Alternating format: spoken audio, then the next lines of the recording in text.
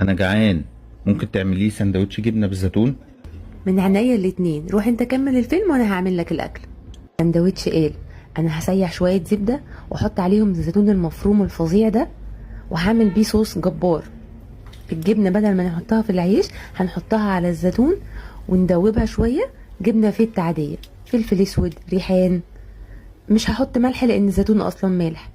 بس بقى نحط شويه المكرونه اللي سلقناهم. وانا اقول السندوتش اتاخر ليه؟ اتريها قاعده بتخترع. انت عارفني ما اقدرش اعيش من غير اختراع. اخر حاجه هعملها شويه طماطم وهغطي عليها عشان الصوص ينزل شويه ميه، ولو فضل ناشف ممكن نزود احنا شويه ميه. ريحتها حلوه قوي. انا عايز ادوق. الطبق ده كله عشانك انت اللي هتاكله. انا بس هدوق في الاول عشان نختبر الجوده بتاعتها. بسم الله. طعمها طلع زي ما انا توقعت بالظبط. يلا بقى دوق انت وخد الطبق.